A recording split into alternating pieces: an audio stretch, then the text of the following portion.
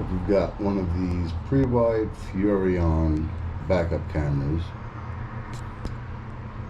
you could buy yourself one of these DoHonest, obviously super high quality crap, right?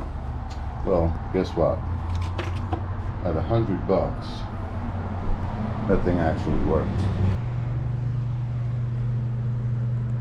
So here is the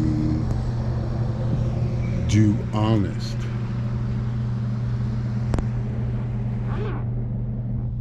Sorry about that sun in your eyes. So this is DoHonest. It mounted up. It's not absolutely perfect, but for the price, it's perfect for me. Got a little antenna. You could aim it. And now we'll go and check out what it looks like in the car. I'm trying to get it with no glare for you. So there you go. Works great. Haven't had any problems with it. Putting it in, at least.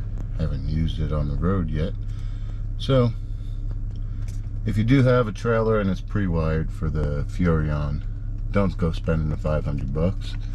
This thing was $100 on Amazon. You do have to have your lights on for the camera to go on, but that's it. Yep. Hope that saves you a couple of bucks. And you use it just like I'm.